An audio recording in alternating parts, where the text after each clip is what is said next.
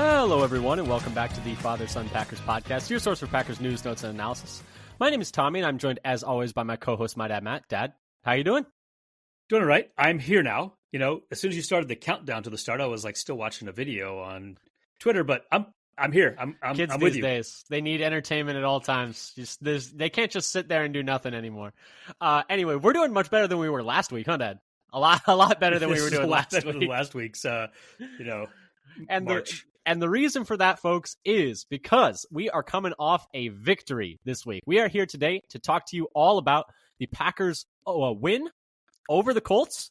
Maybe a bit of a surprise, but the Packers are now 1-1 off their home opener, beating the Colts 16-10. We're here to break down the entire game for you. So don't turn those dials. Don't change anything. We're going to go in depth into the offense, the defense, the special teams, what we liked, what we didn't like. Going to be mostly, I think, a positive episode this week, Dad, because I don't know about you, I was very pleasantly surprised. I mean, you had faith. You picked the Packers to win this game. I picked the Colts. But, you know. Yeah, I'm not all that surprised. The Colts are bad. Are they, though? I mean, they played the Texans really tight. I watched that game, and it wasn't as close as people were saying. It's like, oh, they barely lost. Like, the Texans messed up getting a field goal off before the half. They threw away 3 points there. They fumbled like we did and threw away a touchdown. Yeah, well, I guess it wasn't quite as close as people were saying. After I watched it, I was like, oh, they didn't almost win. Not really. They didn't hang with them the whole way, really.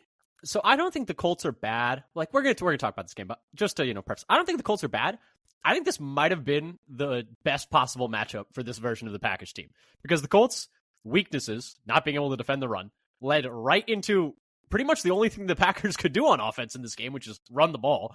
And then the Colts offense is so high variance that we caught him in a low variance game in a lot of ways, and did well to, shut them down otherwise. That I think that might have been just maybe the ideal matchup the Packers could have gotten under the circumstances. Well, I think one of the things they did is, well, let's not spoil the show. Okay. We're going to talk a lot about it. But anyway, before we get to any of that, just wanted to pitch a couple of things. I do want to I was pretty close in the score. I had the Packers winning 13-10. 13-10. I thought it'd be a low scoring, almost a jackpot slugfest. And it was. And honestly, it could have been higher scoring. Could have been higher scoring. But anyway, before we get to any of that, we're going to do a deep dive into all of that. Before we do that, just wanted to pitch a couple of things. If you like what you hear here, come give us a follow on Twitter at FatherSonPacker. Tweet out whenever we have new episodes. Stats will be fine. We're doing research for these episodes, articles and content from other Packers content creators that we enjoy, roster updates, injury updates, et cetera, et cetera. So check that out. Once again, it's at FatherSonPacker. Subscribe on your podcast platform of choice. Leave us a 5-star rating. We would really appreciate it. It would really help us out. And once again, we're still trying to figure out YouTube. Apologies for that. But anyway, before we get into the actual deep dive into the game, Dad, just a quick injury update. A couple of injuries, couple of rookies, unfortunately. Jordan Morgan left this game with a hurt shoulder. Unclear if it's the same shoulder or not. That was not something I was able to gather. But maybe I'm kind of assuming that it is, but we don't know. And then the other piece of injury news is that Marshawn Lloyd sprained his ankle. Hopefully not too long term, but obviously sucks that it feels like, 2 steps forward, 1 step back for him right now, where he'll have some nice moments and then he'll get hurt, and have some nice moments and they'll get hurt. It's like both of them, the two rookies who Drew Morgan as well keep missing time with injury. It's kind of slowing down the development. And I have not been able to find any updates for either one of those guys.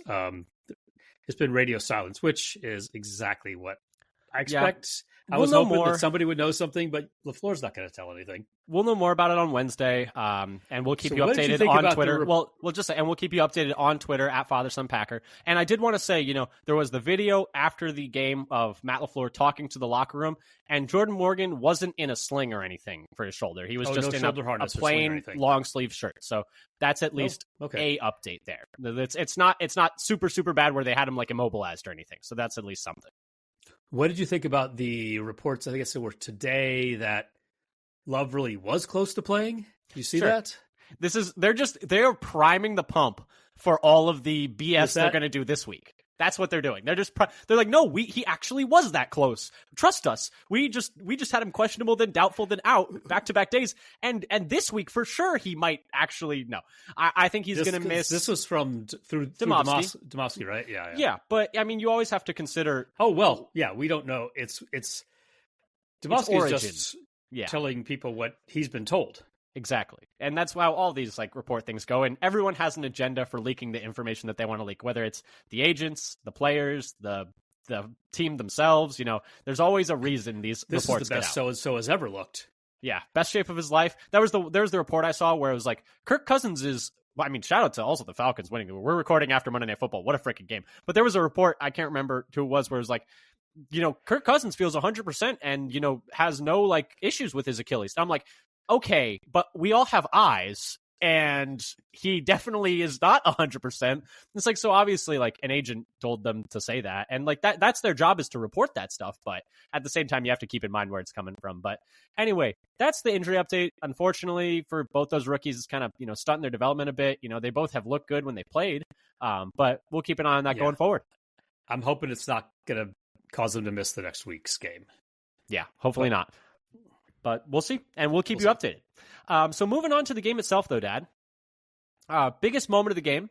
We're going by ESPN win probability added. And so the biggest play of the game was technically, in terms of win probability swing, the Josh Jacobs fumble, which swung the Packers' win probability down 13% from 83.8% to 70.8%. But in terms of so much more relaxing for the whole if rest they had of the just game, done if that. they went up 17-0. And that's something Josh Jacobs going to have to, he was great in this game, but that's back-to-back games with a fumble, which is not ideal. No, he doesn't have a bad history of fumbling. But yeah, but two fumbles in 2 games is not great. But in terms of positive plays for the Packers, since those are more fun, the other highest was a 9% swing from 63.9 to 72.9, which was on McKinney's interception, which was the first interception of Richardson. So we got at least one, positive big play there, which is nice. So that was the play of the game. Dad, anything you wanted to touch on there, or do you want to move on to the offense? Because like you said, it could have been a lot easier if they didn't do that. It could have been a lot easier if they didn't miss the field goal. They could have made this game easier. They made it just sketchy enough, just hairy enough for us to, hold our breaths there at the end. Yes. The highest actual win probability play is a little bit odd in that it's the opposite direction from how the game ended up. Yeah. It's not always, this just kind of shows that's a little unusual. It also shows the way the Packers won. Not a lot of big plays, a lot of just grinding out, slow percentage bit by bit. And trying to force the Colts to do the same. Yeah. And, hoping the Colts make mistakes, and they made enough, and the Packers made a few as well, but didn't make quite too many to win the game. And, it all worked out. But Dad, let's move on to the offensive side of the football. And let's start off with what they're saying. I think the biggest thing that came out of I didn't have any direct quotes from Matt LaFleur in this one. Nothing. The most fun quote, obviously, was about obviously this wasn't. Let's talk about that since we're what they're saying, because it's a little more fun. I have never heard of this. Apparently, no one has ever heard of this. But Josh Myers throwing up on the football and then snapping it to Malik Willis, and we're not talking a little bit of throw up. He threw up a lot, all over the football. Well, he tries to turn his head. You see, it's I thought I missed the ball, I think is what was the quote from Josh Myers. And LaFleur said, I asked Willis, why did you throw the ball? It's because Myers threw up on it. And he's like, well, shoot. It's that. Fair enough. It's I'm glad that Malik Willis had the sense, the game presence to realize, hey, this ball is soaking wet. I should not throw also, this. Props to Malik Willis to be handed a ball covered with vomit and not recoil and instinctually drop it. Instinctually drop it. Here's the thing, though. I think overcome those instincts. I think he caught it. There's no way he knew it was vomit, right? At the time, you probably don't know that the center just threw up on the ball. You probably, as you're coming to the huddle next, could see it or not being behind him. I was thinking, did he come to the huddle next and was like, Josh, what happened to the ball? He's like, I'm sorry, I threw up all over it. That's crazy. That's absurd. How much did it smell? Oh, I mean, it was probably. We don't need to get into this. But anyway, so that's what they're saying. Just what a gutty performance. Now, let's talk about the offense, and let's go good. We like to make a what sandwich. We go good, then bad, then good. So we each end is good. But let's talk about some of the positives on offense, Dad, because I think it wasn't a super dynamic day at the offense for the offense rather. But it was better than I think anyone had any right to expect it to be. And I mean, I just want to start it off with Matt LaFleur, Adam Stenavich, Malik Willis, the offensive line, and Luke Butkus and Josh Jacobs all 6 of them, or 6, I guess the offensive line isn't a person, but you know what I mean. Take a bow. I mean, absolute round of applause. Is the offensive line like Voltron? Yeah, just one big unit. But no, just such an amazing job by all of the people involved in coordinating this offense and setting up this game plan. Because, Dad, it was a lot of smoke and mirrors. It was a lot of, oh, look at this eye candy over here. Oh, we're going to hand it off. Oh, read option. Oh, quarterback draw. Oh, a little pitch play. Oh, a little end around. Oh, they really just kind of gimmicked their way to 16 points and probably should have had more. But they did just so much crap out there. And it was such a masterful game plan by Matt LaFleur, Adam Stenavich, the whole, run game coordination, all of that stuff. I mean, just what a game from the brain trust of the Packers. Yeah, a wide kind of diversity of run plays. Yeah, I mean, you had pulling guards. You had guards pulling the opposite way so that the quarterback could come back the other way. You had, just pure read option. You had some RPO stuff. You had power. They were doing so many weird things. They were putting receivers in the backfield. Tucker Kraft was blocking his ass off in this game. I mean, he was fantastic. I guess I should have put a shout out for Kraft in this game. I don't think I have him mentioned in the outline, but yeah, he had a great game blocking for the run game. Well, so what did you have as a positive? Because we've talked obviously about the coaching staff. We've talked about, some of the blocking. I mean, I think the coaching staff was obviously the first thing. I mean, Matt LaFleur continues to be, I think, the most underrated coach in the league. Like, did you want to finish talking about the game plan that you had, the notes that you had? Oh, sure. Yeah, I guess I did kind of have that. Plan? But yeah, since we're talking about that, per Rob Domofsky of ESPN, Green Bay ran by design on 76% of their plays against the Colts, which had only been done one other time in the last decade. So, I mean, just so funky. What a weird game plan. The Colts know all you can really do is run, and they still just ran all over them for a half. And then the second half dried up a little bit. But they did just enough on offense to win a game. And it's almost like, I can't remember who said it once, but like every game is a puzzle and you're trying to find the way to win that specific game.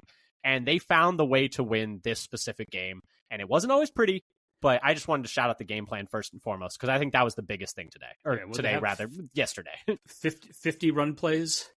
50 designed running plays. And then 3 scrambles. Runs. Yeah, and then 3 scrambles on top of that. But yeah, no, I mean, just masterful. I mean, that's a crazy game plan in the year of our Lord 2024. They we pulled back back to the 50s. Old stuff. 70s, maybe 70s, but they were running practically a college offense. Like they were running weird BS option out there. Yeah, just the option, like essentially like screenplays that were more like long handoffs, like just like the only pitches thing to that was Jaden missing Reed. was the wishbone. Yeah, and it all, like most of it worked, at least especially the first half. They were just running all over them. In the second half, the Colts made some adjustments, but yeah. So that was my main positive, is just the game plan. Dad, what was your first positive? So the first thing I wanted to talk about was just Romeo Doubs. Oh yeah, caught all 3 of his targets for 62 yards, including a great contested catch on third down. I yelled when he caught that. Willis's deepest pass of the day. So that was like the one time I felt like Willis kind of threw it up for grabs, and sometimes you got to let your guy make a play, right? Said, it's like, I'm just going to go up and take this over your head and off your helmet. Just throw it up to him. Apparently they had good chemistry in the practice leading into the game. He was throwing up a lot of them to Dobbs in the week. So, hey, good thing they repped that, because that was a really important swing in the game. I mean, I think that ended up in the missed field goal, I think technically. But but if it turned into a pick, that's a very good for point. Example. Yeah, every second ended up mattering in that game. So yeah, and Dobbs had 20.7 yards per target, which was second on the week for wide receivers with at least 3 targets, and 3.65 yards per route run, which was 13th in the league on the week. He was 4th in the league on the week in air yards per target at 16.9. That's per ProNFL.com, among all wide receivers with at least 3 targets. Nice. So yeah, I mean, he was incredibly efficient week. Yeah, and I mean, there weren't a lot of opportunities for the receivers, obviously, but Romeo Doubs did, he made good use of the targets he got, as did, Jaden Reed with mostly handoffs. Dontavian Wicks had the touchdown. It was, yeah. And actually Romeo Doubs down in the second half, and Dobbs had Maybe his Well, other two were first downs. I was going to say Dobbs had the block on the kind of pseudo block on the Dontavian Wicks touchdown where he's kind of just getting in the way. I'm just running around down here. My bad. I'm just oopsie daisy. Yeah, one of those. But no, yeah, it was a nice day from Dobbs. My next positive though, just to move on to that, is we kind of buried the lead a little bit here. I wanted to start with the game plan, but this player needs all the props as well. Malik Willis. I mean, once again, take a bow because you've been here for 2.5 weeks. Tennessee gave up on you. They traded you for your 7th-round pick. They were going to cut you. I don't know how many different times during the week I heard some variation of, you only get a chance to bet against a Malik Willis team one time. You only, like Malik Willis, I think Rex Ryan said, I'm picking the Colts because I've seen Malik Willis play football before. I heard many people say, I'm betting everything I have on the Colts because the other team has Malik Willis. And you know what? Malik Willis proved all those guys wrong. And the game plan was obviously very pared down, but the most important thing, and I'm not even going to lead with the stats, is he made no mistakes, no picks, no fumbles, and didn't take a sack. This was a guy who had like a 17% sack rate coming into this game. He was averaging 3 sacks a game despite the fact that he hardly ever threw. And he didn't take a sack. It was read 1, read 2. If those aren't there, run. And honestly, that's also, kudos to Matt LaFleur and Stenovich and the game plan. But Malik Willis still had to go out there and execute. He was 12 of 14 for 122 yards and a touchdown, and he added on 6 carries for 41 yards. That made him Green Bay's 2nd leading rusher on the day. He was 4th in the league in week 2 in EPA per dropback and 3rd in completion percentage over expectation. And he was making some decent, not high level throws, but he was ripping some outbreakers to the sideline. He was on target for the most part, and he was running the offense. That touchdown pass to Wicks that he ripped out to the outside to beat the coverage so that he couldn't get in front of it. And nice timing and rhythm on the 2 outbreakers for first downs, one to Dobbs on the right and the one to Wicks on the left late in the game, and the first down to Dobbs in the middle. And so much poise, not obviously talked about not taking those negative plays, but think about it from his point of view. This is kind of his last chance. If he has a really poor game in this past game, there's a world where the Packers are like, okay, we need to find someone else. And Malik Willis doesn't get another shot, regardless of whether or not that's fair or not, given the fact he only had less than 3 weeks to prep, to learn this offense and get ready for this game. And so his back was kind of against the wall in some ways in this game. And boy, did he deliver. I mean, shout out again to Malik Willis. I mean, that's everything you want from a backup. Run the offense, be productive-ish enough, and don't make mistakes. And he did all those things, and it was fantastic from him. And by all accounts, a fantastic person too. And just a good locker room guy. And I'm just happy to see that happen for him.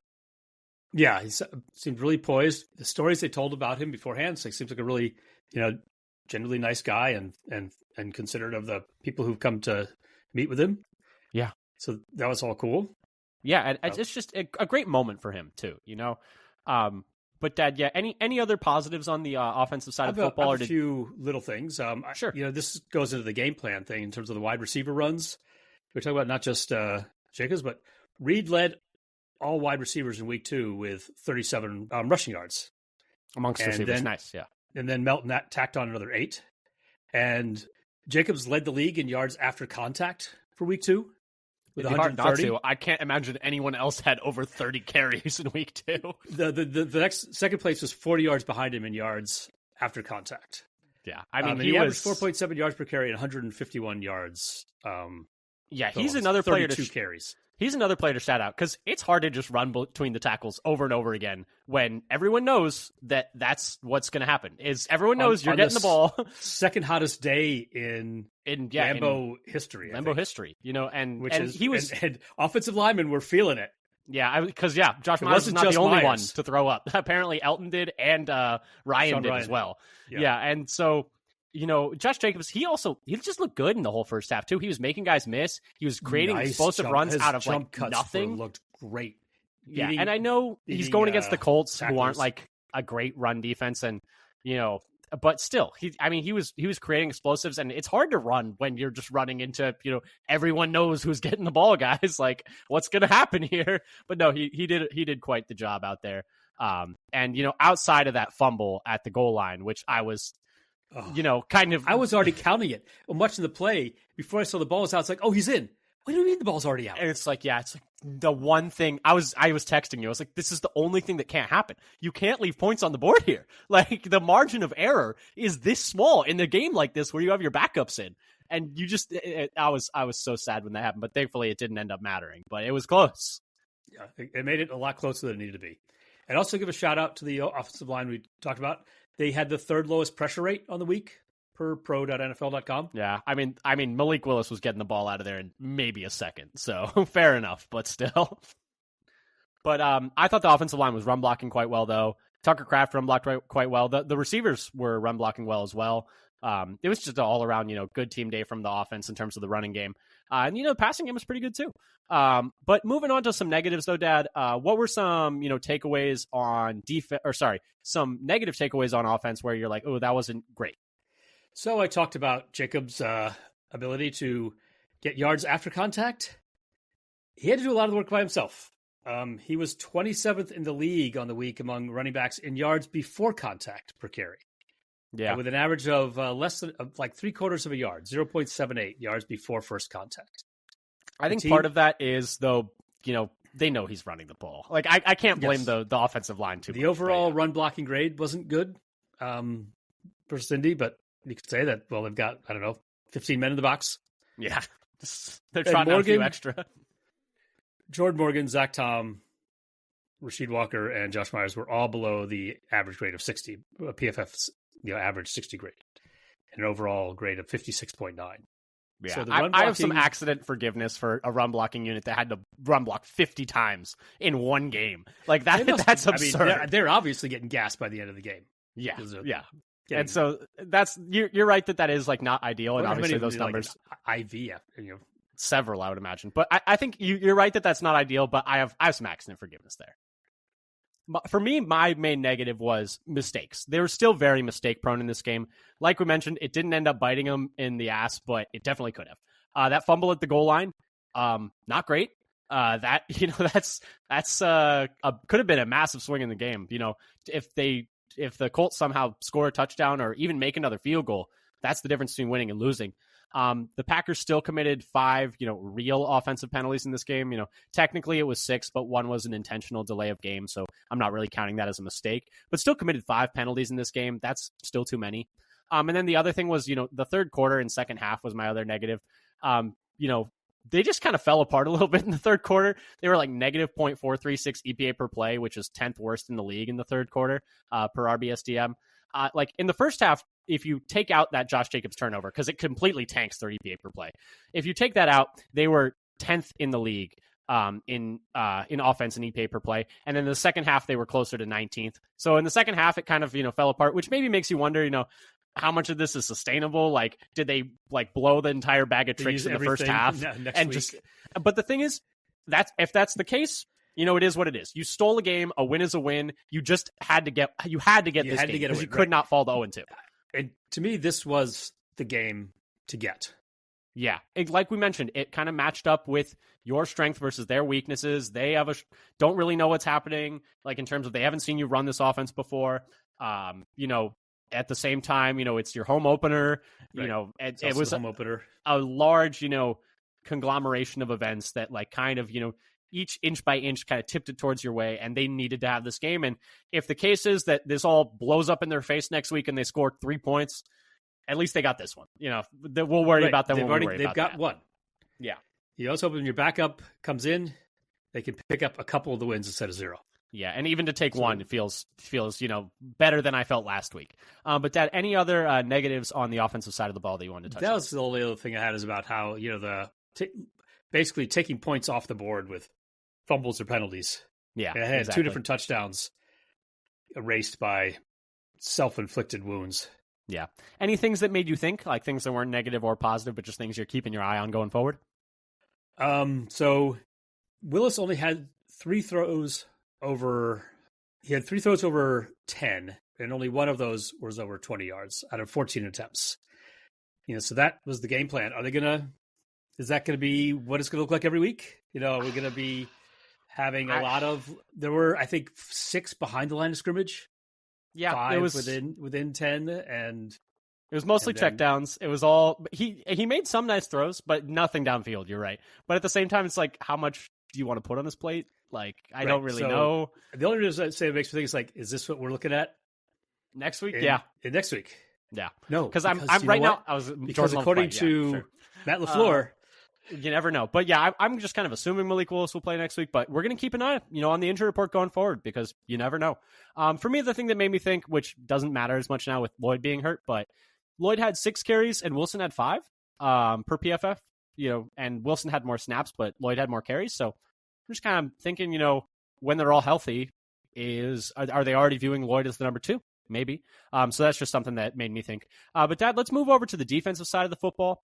And let's start with some negatives so we can end with some positives. What were some negatives from the defense? Because just to paint the picture, the Colts were at 3 points for almost the entirety of the game. And honestly, just a really nice performance, a nice bounce back performance from the defense. Going against kind of a, diet version of the Eagles offense that you dealt with last week. Slightly worse O-line, slightly worse quarterback, but still very mobile, still very, gunslingery. A running back who's like really good bruiser between the carries and can do a little bit of everything. A similar offense in terms of, Shane Steichen, the play caller for the Colts, had previously been with the Eagles, so there's some overlap there. But Dad, let's start with the negatives so we can end with the positives. But just to, preface it all, 3 points for the majority of the game. They did let up that touchdown on the second to last drive, but I think for the most part, a good performance from the defense, but maybe some things to clean up as well.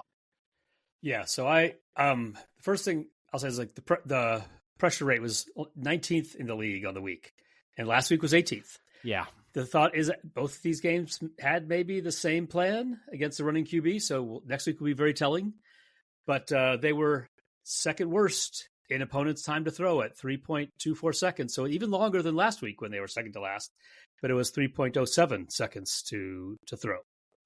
So yeah. Are you worried at all about they're the the bottom line? half in pressures, and those pressures are coming very late. Yeah. Are you worried at all about the defensive line pressure rate? I'm a little bit, but at the same time, if the game plan for both the mobile quarterbacks was, hey, we're going to focus on their, ability to just run the ball and make them beat us with their arm, we're going to see next week, because next week I think we're going to see, like, has the D-line just been holding their gaps, or is there actually like a pass rush problem? Right. So here I think you were thinking, okay, let's contain, because probably the most likely way for us to get beat is to have the quarterback run all over us. Yeah. Especially in this game. And he had 4 carries for 37 yards, so it was an efficient day running the football for Richardson. Most of those came on like the, last play. He had the 21-yard scamper. Exactly. So for the majority of the game, possession. Yeah, for majority of the game it was 3 carries for 16 yards, which, you'll take any day of the week. So you can't say the plan didn't work. Like, it clearly worked. They held them down for almost the whole game. So for me, negative on the defensive side of the football. Yeah, I mean, you already had some of these things down here before I had a chance to put them in there. The run defense was the big thing. Jonathan Taylor ran 12 times for 103 yards. Shout out the Colts for just taking him off the field in the fourth quarter. And then the Colts were 5th in the league in EPA per carry and 5th in rushing success rate in week 2 per NFL Pro. So they were really able to run the ball kind of at will, just from just a traditional running game standpoint. And it was really just mostly them not wanting to do that anymore. That was the reason that, the Packers were able to get off the field late. And then kind of in line with that, the other thing is Quay Walker just had a really rough game. He was really struggling out there. 2 missed tackles to just 4 tackles, allowed 4 receptions on 5 targets for 53 yards. So often you just see him in frame chasing the guy with the ball and not catching him and trying to grab at his jersey, and the guy's just pulling away from him, or he's in the wrong gap, or he's missing a tackle. I mean, that big play where he had a bad angle and he got stiff-armed by Jonathan Taylor. It's just like third year in the NFL now. You just first round pick. Your notes, you don't even mention the pick that goes right through his hands and off of his face, off of his helmet. That's a very good point. That's a really good call out there. Ability to ice the game there at, the end in the last drive. It hits you right in both hands. Both hands. It's an absolute gimme. And imagine if they had somehow driven down the field, what the discourse would have been. Thank goodness they didn't, but it could have been a lot worse. But yeah, it's a really good point. He has the ability to end the game there, and none of the rest of his play, negative or positive otherwise, would have even mattered. But yet it didn't go that way for him. Any other negatives on the defensive side of the football? Any thoughts on Quay Walker's play? Any thoughts on the linebacker rotation? I have some of that in the positive, so maybe we can save that. Okay, yeah. So I feel like they kind of wore down as this, in terms of the run defense as the game went on, perhaps because they started off pretty hot, actually. Yeah, which is kind of similar to the that Eagles. second Kind of half, similar to the Eagles game where they defended the run pretty well for a half, and then as the game went on, Saquon kind of wore them down, and as the game went on, Jonathan Taylor kind of wore them down. One play I wanted to mention, actually, now that I think about it, I didn't get it in my notes. On the second to last drive where I almost said Eagles, the Colts get the first down on the 4th and 11. 4th and 11. That was Quay Walker where he didn't. Yeah, Quay Walker couldn't get there. He's supposed to be containing. Well, right. So on that one, that was one play where the pass rush goes like way upfield, and he got out. And he comes up, and then the only person left to chase him is Kenny, because you have McDuffie. Well, Quay Walker's there too, chasing, and he can't get the angle. Oh, this is no, he's right. He's right there. Yeah, dude, watch that one again because I think Quay is right there in frame as well. And can't get there. McDuffie and I think maybe it's Van Ness on the defensive right side. They just go upfield past him, and then he has the chance to run a field and just barely get that first down. Yeah, that was a tough play because they had a chance to just end the game there, and we wouldn't have had to sweat at all, and yet we had to sweat a little bit. So that was a play where did they kind of get a little? I don't know if they if you remember, because they don't want him to be able to throw to the end zone there. They want to put a little more pressure on him, but they basically opened up the running lane by going too far upfield. Well, if you remember, something similar happened at the end of the Eagles game too, where like for almost the whole game they had bottled up Hurts like entirely, and then on the last play, and Hafley had talked about this as well. Is like we tried to get upfield, once late in the game, and he burned us scrambling. So the kind of similar thing happened there, but I think that's just kind of one of those ones where you just need to try and get some pass rush there, and if he beats you with his legs, like it's tough, but it is just kind of one of those plays too, Yeah, it would have been nice to see a little bit more contain on that. Yeah, but they wouldn't have I think it's the first touchdown. Yeah, but like you said, though, it's hard to you want the contain, you want the pass rush. It's kind of hard to be like, when they're containing, it's like, dang, we need to get to the passer, and then when they get to the passer, it's like, dang, we need to contain. If you had a less aggressive pass rush, would he have been able to sit back there long enough and just throw the touchdown there earlier in the clock?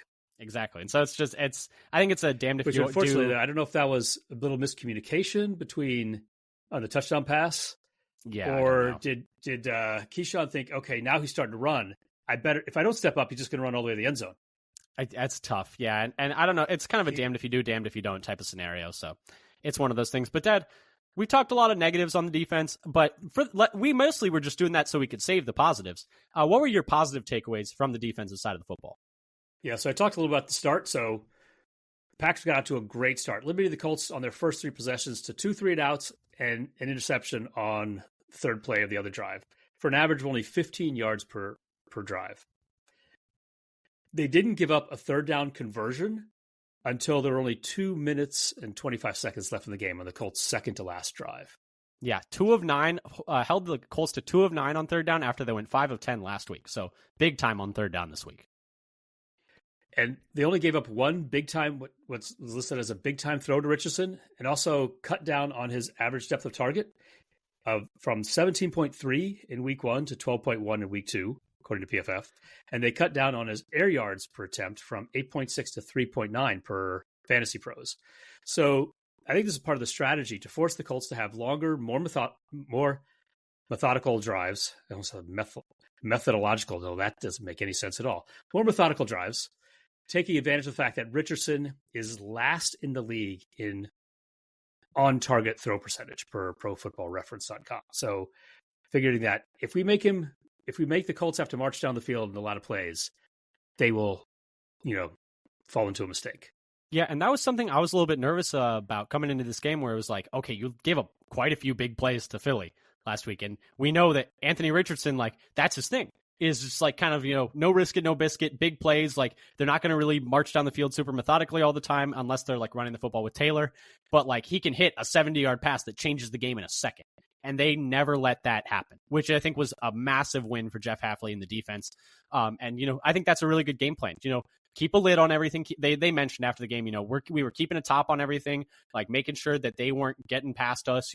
We saw Alec Pierce just last week hit 2 massive bombs against the Texans.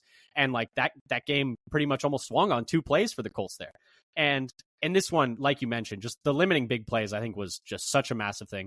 The other thing that I had as a positive, and it's hard to, it's obvious, but the takeaways. Right now, the Packers are up to 5 interceptions in 2 games after they had 7 all of last year. So, I mean, they're on pace to, pass that within the month. In the first month of the year, they might pass the total number of picks. Now, like the pace they're on right now is crazy. But if they had kept it up like that, and it's almost entirely, I think you have to just point towards, the scheme. And also, obviously, Xavier McKinney having 2 picks in 2 games is pretty awesome as well.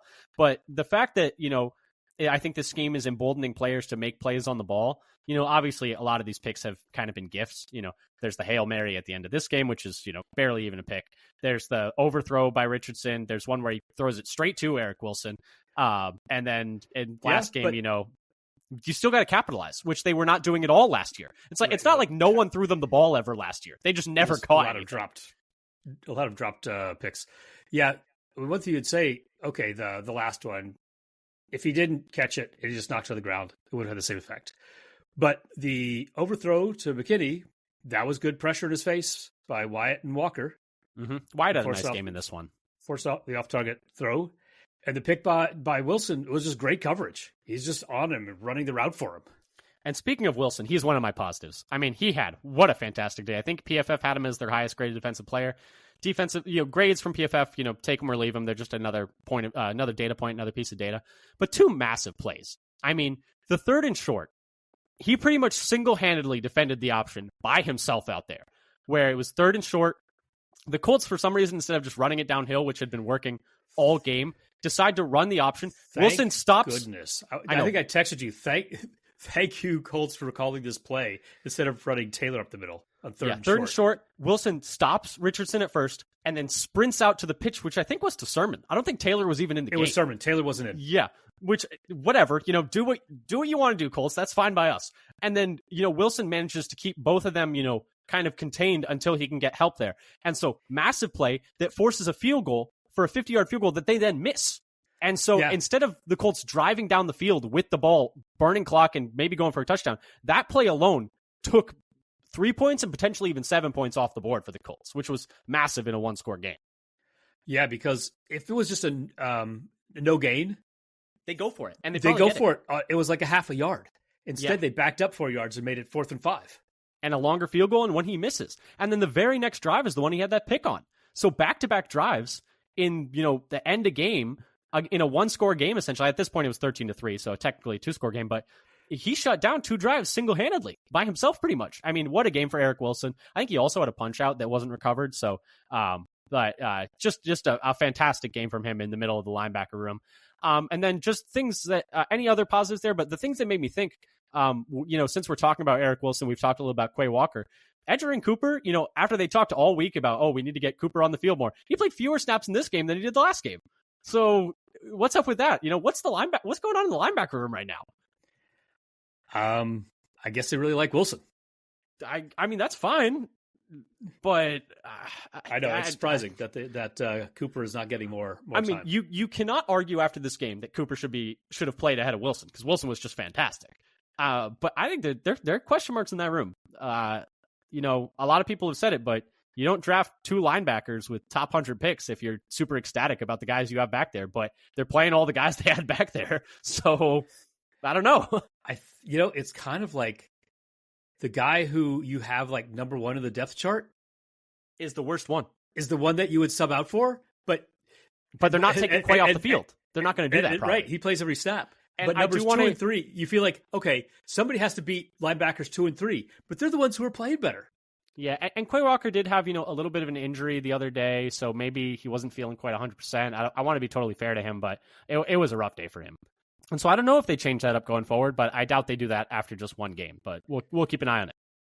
Yeah, I also had sort of snap count things that made me think, like Wyatt and Brooks both were ahead of Slayton this week in That's snaps. exactly how it should be. It should never be anything else. It should always be that. Was this a blip or a trend? Slayton did get the first 2 snaps of the game. I went and looked. Okay, was he the nominal starter? Yeah, he played on the first 2. He and Kenny were the starting interior D linemen on the first 2 run plays, and then Wyatt came in on the 3rd and 7 or whatever it was in the passing down. But overall, it wasn't just Wyatt who was ahead of him, but Brooks as well. Yeah, and I think the big thing for that is, like, I think Wyatt and Brooks should be playing because they're higher ceiling players, they're better pass rushers, and they're younger. At the same time, those guys are going to need to step up in the run game because Slayton's one of their better run defenders, and the run defense has not been good in the second halves of back-to-back games. And so those guys are going to need to play better as run defenders and getting upfield, but not getting completely lost out there and getting blown by in trap plays and et cetera. Anything else that made you think on defense, Dad, or should we pivot over to special teams? So Evan Williams got in the game this week. That was one thing they talked about they wanted to do. He played 20 snaps. That was one thing they didn't lie about. Right. But those came almost entirely at Bullard's expense and not at all at Nixon's. Yeah, they seem hesitant to really been doing the Bullard at slot. Yeah, the Bullard at slot. They occasionally have other people get slot snaps. So I think it's like two slot defenders, sometimes linebackers, sometimes a safety for the other slot. Mm-hmm. And they had Williams sometimes he stayed back, sometimes he was down in the box. Saw at least one snap where he rotated back to play free while McKinney went down to the box. Mm-hmm. So. Yeah, the secondary was doing some odd things because the other thing that made me think was Carrington Valentine outsnapped Eric Stokes in this game. Did you notice that? Yeah, that's something we should have put in our things that made us think because Stokes started the game and Valentine came in at some point, and then after that, Stokes played like the final plays at the end, and so it's like on the Hail Mary drive.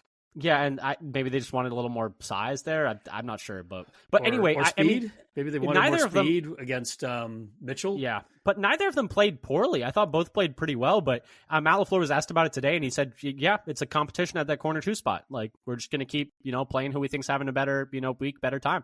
And I thought both of them played pretty solid, but I was definitely surprised that they just decided to switch halfway through the game and just kept it that way the rest of the game. So I don't know.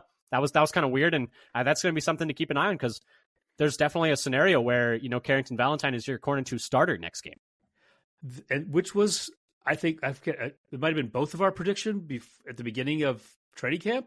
Yeah, I mean that was a lot of it had to do with Stokes' health, though. To be fair, and then for training camp, it was like, nope, Stokes has got it, and he's got. And also, it was a little bit of preseason. It was a little bit of Uno reverse as well because Valentine was hurt also, so he barely had a chance. But also even before that, like it seemed like Stokes is the whole 100% of the pie. Yeah. So now, is it? I don't know. A sign that there's a reversal coming. I don't know. It is weird though seeing Valentine out there in 24. I will say. I keep being like, who the hell is 24? It's like I have to remember. A second, like okay, I got to look at the. Yeah, I have to remember he switched his number this offseason, which I liked 37, but whatever. But Dad, final thing here, let's move on to special teams. I have exactly copy pasted, almost unchanged from last week. The only thing is the yardage. Kicker issues will continue until morale improves. The morale has improved, but the kicker issues remain. A miss from 45 that ends up being. Can't we have the kicker issues resolved now that we're at better morale? Now that the morale has improved. Nope. Kicker issues will sustain. Braden Narvison, my guy. My diabetic brother, you can't be missing from 45 yards. Did you know that there are only 2 kickers in the NFL? Because this is right now when kickers are better than they've ever been before. There are only 2 kickers in the entirety of the NFL. I saw this tweet. I wish I could remember who tweeted it. Who have missed more than 1 kick. You know who they are? Tucker. Braden Narvison and Justin Tucker. Justin Tucker's missed but his 2 misses are like 53 2 misses are 50 plus. But all these other kickers are banging 53 and 50 plus like it's an extra point, like it's an old school extra point. And so all these kickers are making these like 58, 59, 61, like, oh, just trot up and kick it. And unfortunately, Narvison has missed 2 40-yarders now that have, this could have cost us this game if the Colts hadn't missed one. And also, the other game kind of cost them a little bit as well. Who knows what would have happened if in the other game if he makes it. And, Matt LaFleur was asked about it today. He said, ultimately that's Gutekunst's call, but we're willing to be patient with him. And, I think they have to be, but I mean, he's better than Carlson, in my opinion, at least, but he's missing 40-yarders. Like, you can't be missing 40-yarders. I mean, right now, the results are kind of similar. Yeah. To what Carlson did last year. Yeah, but it's kind of, it's not good. It hasn't bitten them in the ass too much yet, but it might. It definitely might. Yep. Pay for some nervous times. It might have cost us in game 1. Yeah. Who knows what happened if he makes that and the score's tighter. Yeah, and the other thing on the special teams I just wanted to shout out is Evan Williams fielding that onside kick. Good job. Thank you. He Good just job, guys. very confidently just went up and grabbed that. Yeah, cradled it and fell down. Because some players are scared to touch it before the 10 yards. They're like, oh, I can't touch it till it gets to 10 yards because if it doesn't make it, then they can't. They just start to get all in their heads, and he's like, oh, ball, me catch ball, I get ball, I fall down. That's my ball. I'm gonna get that ball. Exactly. Yep. And then Dad, you had something on Daniel Whelan, who had a positive. fantastic day. Whelan had all 3 punts ended up inside the 20. He had a 59-yarder with no return that put the Colts at the 16. So it basically flipped the field. Looked like they might get good field position, and he erased that with a punt. Then he stuck it at the 5 to force them to go 95 yards in their last possession. Certified weapon out back there. Daniel Whelan. There's a reason there was no punter competition. There was a kicker competition. There was no punter competition. No, right. He was smacking the ball. There were other long snappers, other kickers, but only one punter. Just the one. And no, yeah, he had a great day. He was a shining beacon of light for the special teams. Exactly. And so that's, that was really awesome.